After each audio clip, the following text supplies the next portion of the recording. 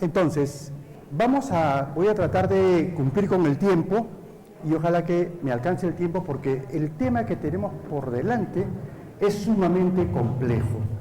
Ya lo hemos estado viendo y tiene como bastantes detalles. Algunos sin duda se me van a escapar, pero espero que lo sustantivo pueda ser dicho y ustedes les pueda ser útil lo que yo esta mañana voy a compartir con ustedes. Mi ponencia tiene como título,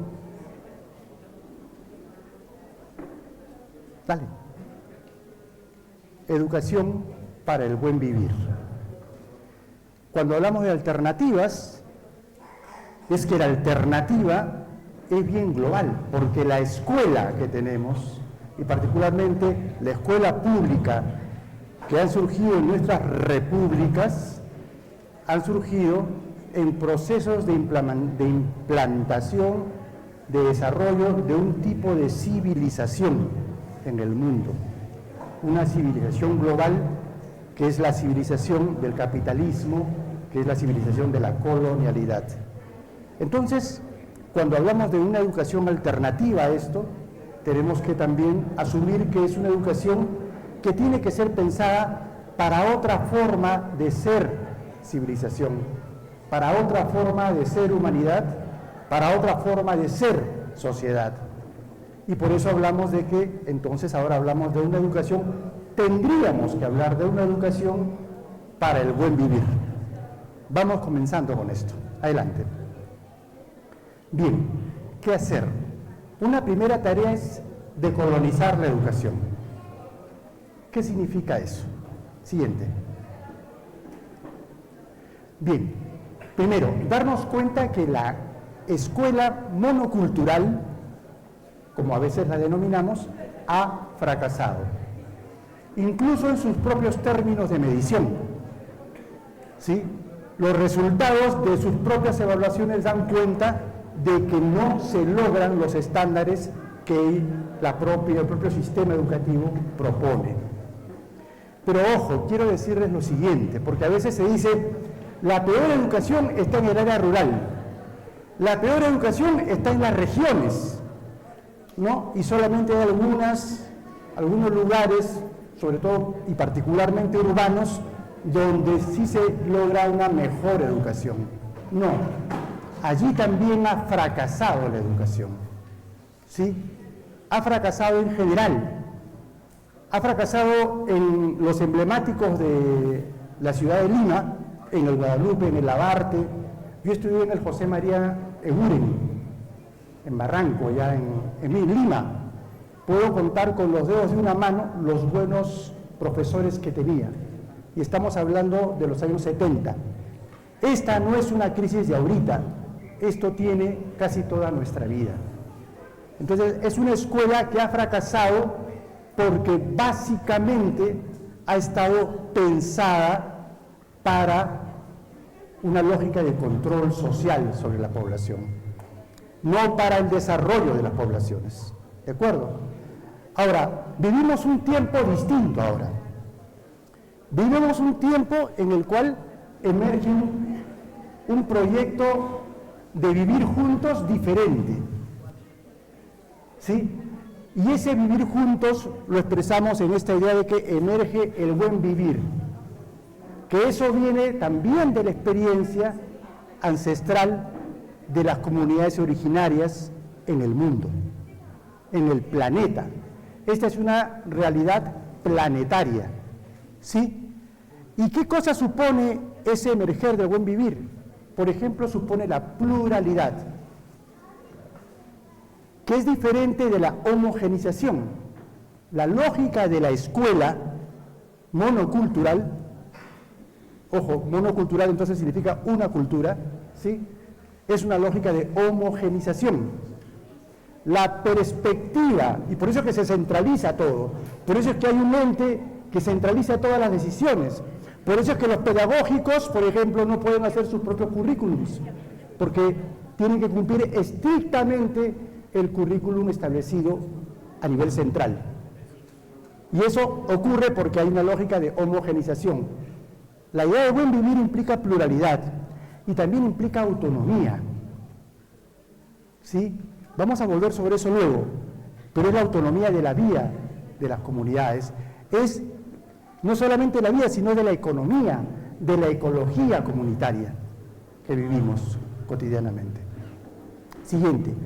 Y por eso es que tenemos que recrear una educación del buen vivir de los pueblos.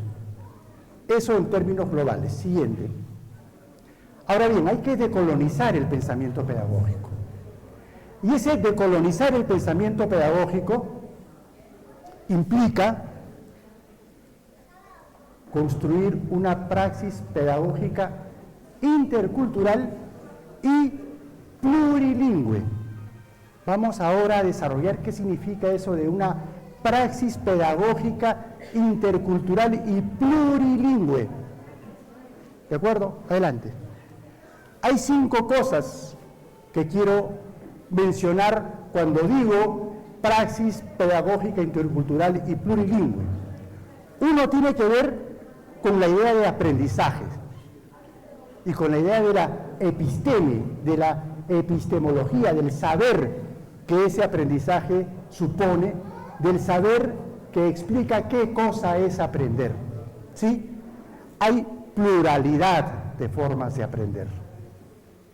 El segundo aspecto es el tema de la lengua.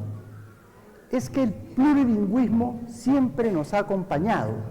Todos estamos impregnados de diversos grados de experiencia plurilingüe.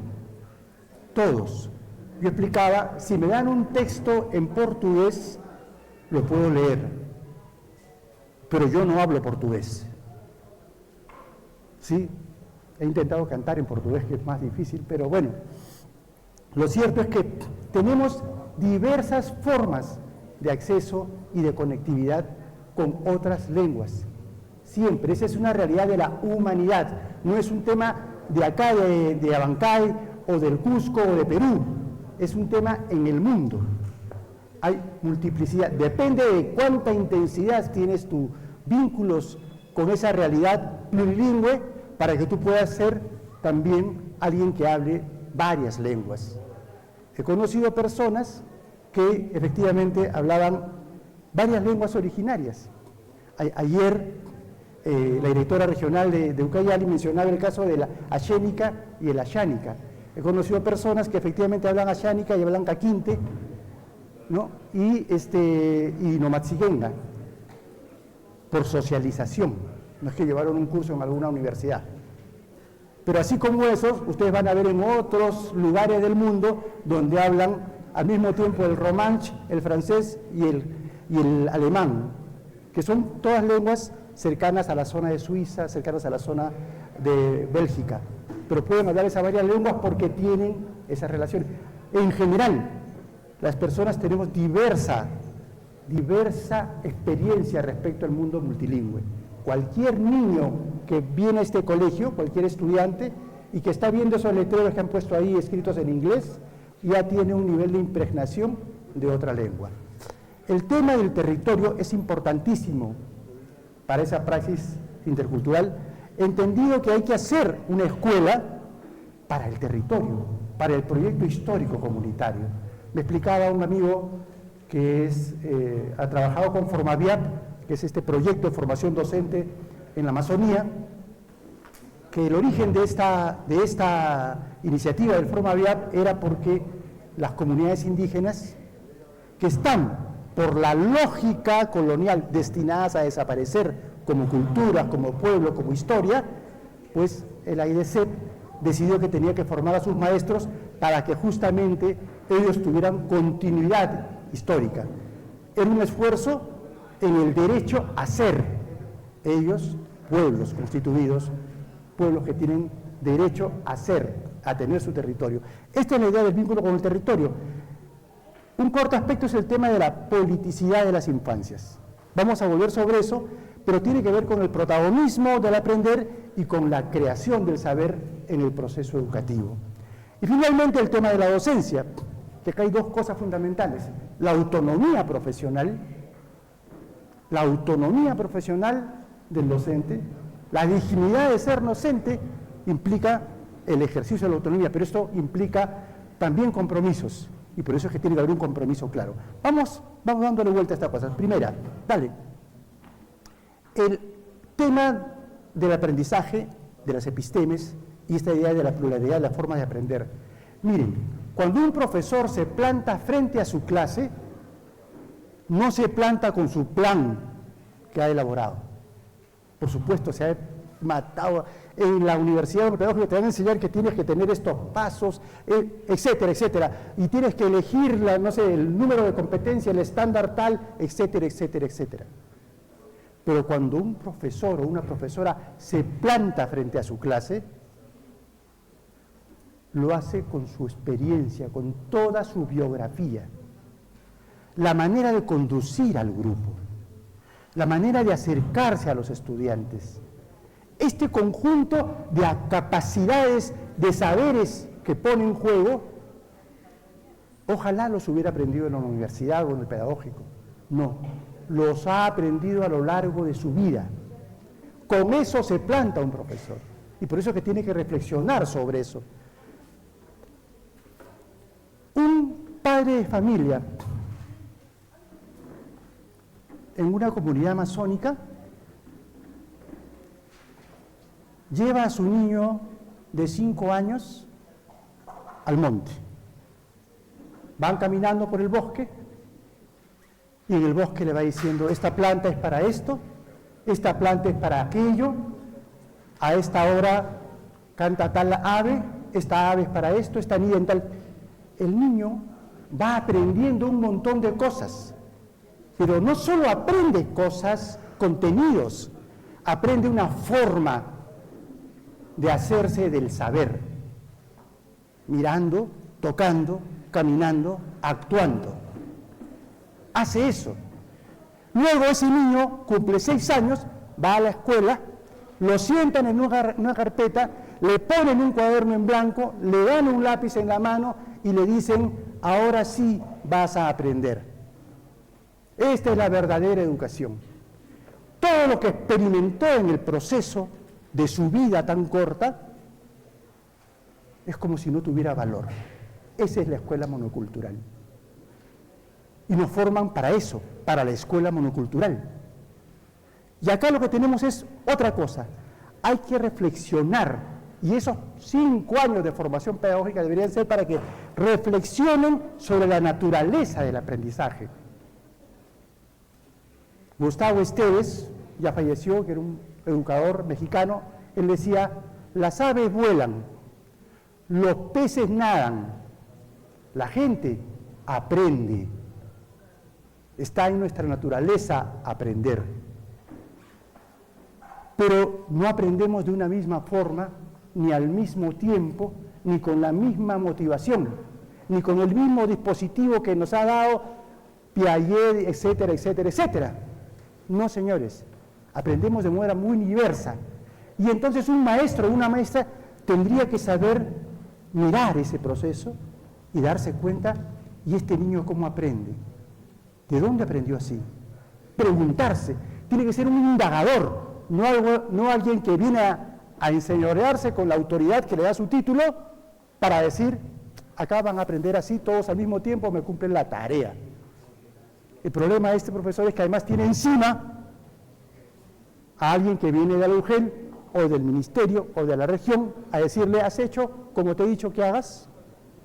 Al punto que me encuentro con profesores que me dicen, yo, como Cristo, al César lo que es del César y a Dios lo que es de Dios. Cuando viene la UGEL, luego como que la UGEL.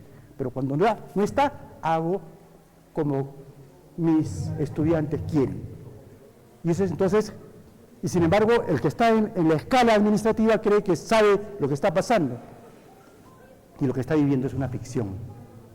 Necesitamos formar a los docentes en la reflexión sobre el aprendizaje, incluso sobre su propio aprender. Eso lamentablemente no, ni en la Universidad Católica, que se supone una buena universidad. Yo pasé por ahí. Siguiente. El plurilingüismo, efectivamente. Aquí tenemos que reflexionar sobre la riqueza lingüística de las diversas culturas. Fíjense que es bien importante eso del lenguaje. Ay, me quedan 5 minutos nada más, bárbaro. Entonces, paso rápidamente, voy a tratar de pasarlo más rápidamente por esto, es la necesidad de encontrar de qué manera damos espacio al ejercicio del lenguaje y a la expresión lingüística, oral, escrita de la gente. Y no es lo mismo escribir que hablar, son cosas muy distintas. Por eso es que es difícil también. Siguiente. Siguiente. Bien, dale. Primera cosa, el territorio no es geografía. El territorio es espacio construido históricamente y es fuente de saber. Yo en el territorio encuentro fuentes para desarrollar el proceso educativo y ese espacio educativo. Y entonces tenemos que ver cómo articulamos a la escuela a los procesos del desarrollo de la vida, del cuidado de las fuentes de vida. ¿No es cierto? La escuela es un eslabón de ese cuidado de la vida que supone el buen vivir. Dale. La politicidad de las infancias y de las mujeres, el protagonismo en el aprender y en la creación del saber. Tenemos una cultura que es milenaria, que consiste en la subordinación de los otros. Eso es el patriarcado. ¿Es la subordinación de las mujeres? Sí, pero no solo es la lógica de subordinación de las mujeres, sino de todo aquello que pueda ser subordinado. Y por eso es que también existe aún la idea del adultocentrismo. Cuando los estudiantes de secundaria salen a protestar, lo que primero le dice una autoridad es: ustedes todavía no pueden hacer esas cosas, ustedes son chicos, no tienen derecho a hacer eso. Y sí tienen derecho. Reconocer a los estudiantes como sujetos de derecho es algo que todavía la escuela no termina de hacer. Una escuela para el buen vivir tiene que poder hacerlo. Siguiente. Este es el tema de la autonomía. Ese tiempo de formación docente, pero también toda la experiencia histórica, a lo largo de su biografía, un profesor tiene que reflexionar sobre qué significa ser docente. Tiene que estar conectado con su profesión todo el tiempo, ¿sí? Y es una reflexión en colectivo, no solamente es personal, también es personal, pero ayuda mucho a hacer un trabajo colectivo, de conversación, de discusión sobre el sentido de ser docente. Y hago un ajuste aquí. Un profesor de IB me decía: mire, profesor, yo para llegar a ser docente he tenido que desarraigarme de mi comunidad, olvidarme de mi quechua, ¿no es cierto?, para llegar a tener mi título. Así ha pasado, me he blanqueado. Ahora que estoy aquí, me doy cuenta que tengo que hacer el camino al revés, tengo que regresar, tengo que reconstruir mi identidad. Si el profesor o la profesora no reconstruye su identidad, no hace una reflexión sobre su identidad, sobre eso hablaba hace un momento Tania también, ¿de qué identidad le va a hablar a los estudiantes? Si un profesor no es autónomo, ¿cómo va a trabajar la autonomía y va a entender la necesidad de autonomía de los estudiantes?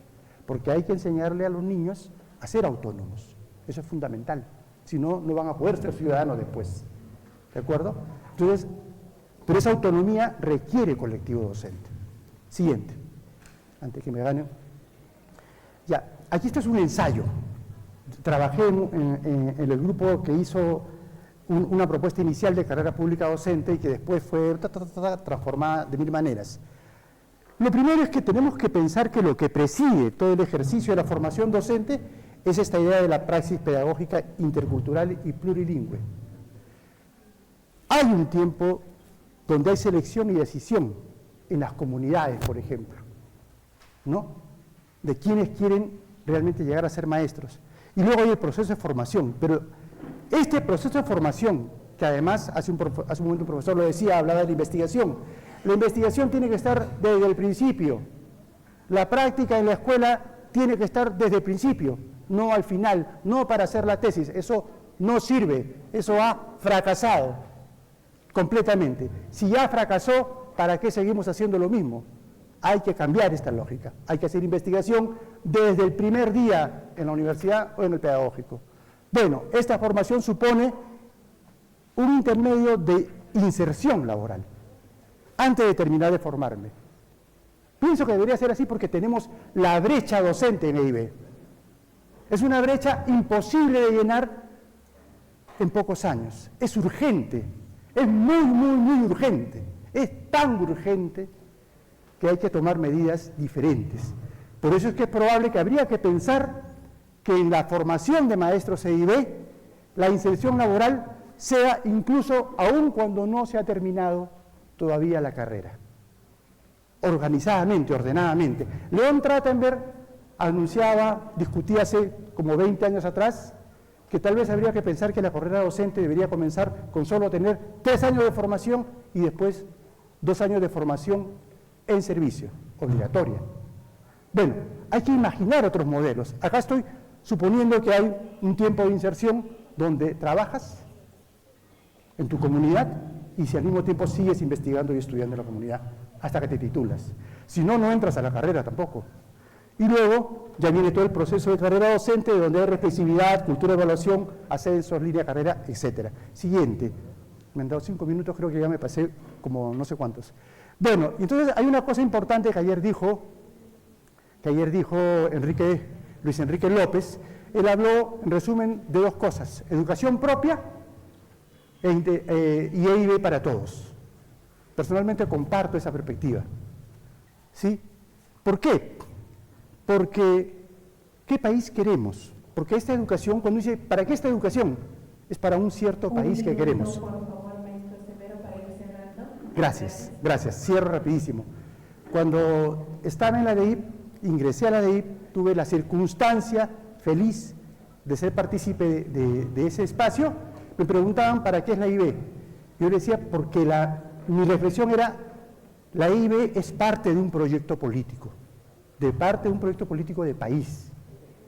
Un país en el cual la pluralidad es valorada y aceptada, y donde todos, peruanos y peruanas, estemos donde estemos, podemos ejercer nuestros derechos, podemos ser respetados en lo que cada uno es, todos somos iguales. Eso no está ocurriendo. Para ese país, esta IB es fundamental, para todos. ¿Ha fracasado la escuela monocultural? Hay un libro que se llama La escuela en tiempos de guerra, es de Juan Anción y otros, y ahí dice que ellos la escuela que encontraron en Ayacucho, en tiempos de guerra, en los 80, era una escuela donde se practicaba la obediencia, la acriticidad, el dogmatismo, y era ajena a la vida de los estudiantes, y era racista. Lamentablemente, esa escuela todavía sigue, pervive, persiste. Frente a esa escuela tenemos que plantear una escuela distinta que trabaje en torno a la autonomía. El sentido de que la escuela sea autónoma y tome decisiones curriculares es porque tiene que desarrollar la autonomía de los estudiantes. Hay que confiar en el propio saber. La colonización hizo que nosotros y sembró en nosotros el hecho de que nosotros no sabemos. Solo saben los doctores. Ojo que Arguedas habló de los doctores burlándose de ellos. Por eso cuando dicen que el doctor Severo Cuba, no, yo no soy doctor por si acaso, no me vayan a tratar así. Es intercultural, esa diversidad epistémica, y es liberadora. ¿Qué país podemos construir a través de qué escuelas? Eso es lo que tenemos que preguntarnos. Y eso es a lo que los invito, y les agradezco mucho que se hayan dado el tiempo de estar aquí conmigo y yo estar aquí con ustedes. Muchas gracias. Añay, como dicen mis paisanos.